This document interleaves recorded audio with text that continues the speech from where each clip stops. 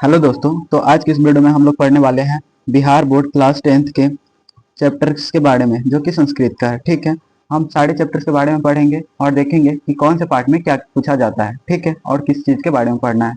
तो सबसे पहले हमारे किताब में पहला पार्ट है मंगलम।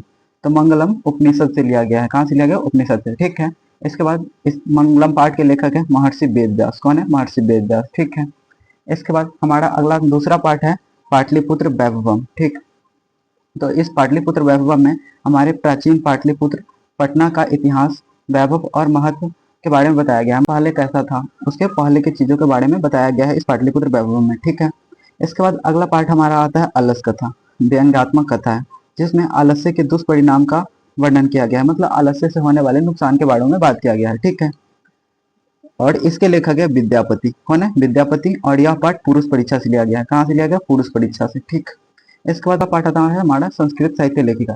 तो संस्कृत साहित्य लेखिका में संस्कृत के विकास में महिलाओं के योगदान का वर्णन किया गया है, और कौन कौन सी वो महिलाएं थी जो कि हमारे संस्कृत साहित्य में महत्वपूर्ण भूमिका निभाई है, तो उन्हीं के बारे में बताया गया है।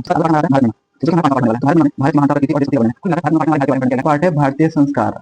भारतीय संस्कार मुख्यतः हमारे जीवन में कुल कितने संस्कार होते हैं यह बताया गया है, और कौन कौन से संस्कार होते हैं यह बताया गया है। तो हमारे भारतीय जीवन में कुल 16 संस्कारों के वर्णन इस पाठ में किया गया है। ठीक, इसके बाद हमारा अगला पाठ आता है नीति श्लोका, जो कि हमारा 7वां पाठ है। ठीक है, नीति श्लोका जो कि विदुर के द्वारा लिखा गया है, और विदुर के नीति वचनों का इसमें बताया गया है, मतलब कैसे हम उपयोग कर सकते हैं। ठीक है, और इसके लेखक विदुर है। कौन है? विदुर है। ठीक, और यह महाभारत से लिया गया है।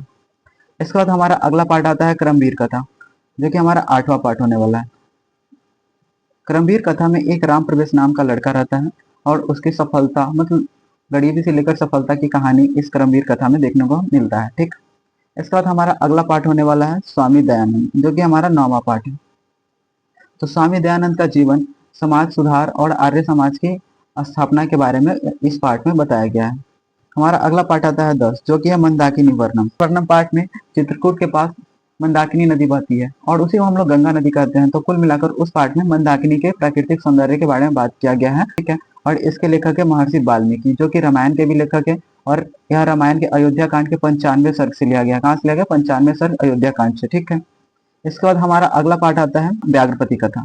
ठीक है, पति कथा एक बाघ और पथी की कहानी है, जिसमें लालच के दुष्परिणाम का वर्णन किया गया है, कि मतलब लालच करने से हमें क्या क्या नुकसान हो सकता है, इस पाठ में बताया गया। और इसके लेखक है नारायण पंडित। कौन है? नारायण पंडित। ठीक है, और यह हितोपदेश के मित्र लाभ से लिया गया। कहाँ से लिया गया? मित्र लाभ से। ठीक, इसके बाद हमारा अगला पाठ है कर्णस्य दानवीरता। कौन सा पाठ है? कर्णस्य दानवीरता। ठीक है, तो कर्णस्य दानवीरता में बताया गया है कर्ण द्वारा कवच कुंडल दान देने की कथा है, और उसकी दानवीरता की कहानी है। ठीक है, पाठ कर्णभार से लिया गया। कहाँ से लिया गया? कर्णभार, और इसके लेखक भास है। कौन है? भास। ठीक है, अगला पाठ है विश्व शांति, जो कि हमारा 13वां पाठ होने वाला है।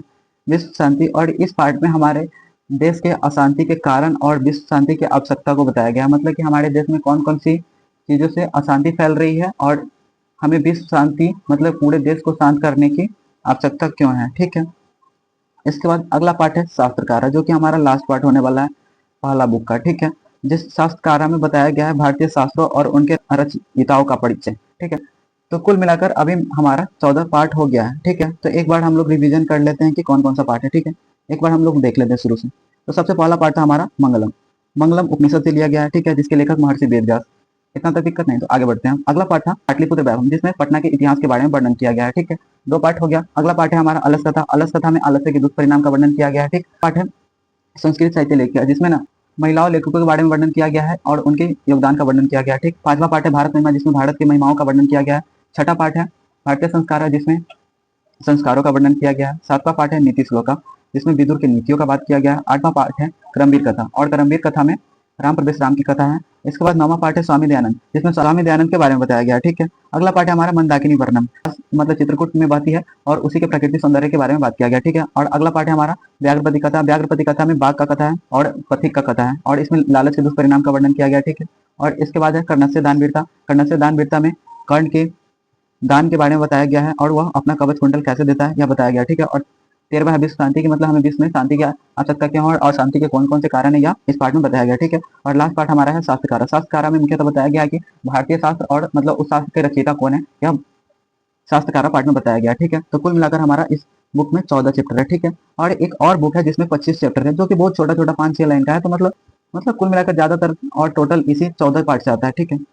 तो हमें पहले यह 14 पार्ट को पूरा करना है, इसके बाद हम इस 25 पार्ट को पूरा करेंगे लास्ट में। पहले हम यह 14 पार्ट को करेंगे, ठीक है। मिलते हैं नेक्स्ट वीडियो में। और अगर आपको वीडियो अच्छा लगा हो तो वीडियो को लाइक, चैनल को सब्सक्राइब और कमेंट जरूर करें, ठीक है। मिलते हैं नेक्स्ट वीडियो में, तब तक के लिए ओके।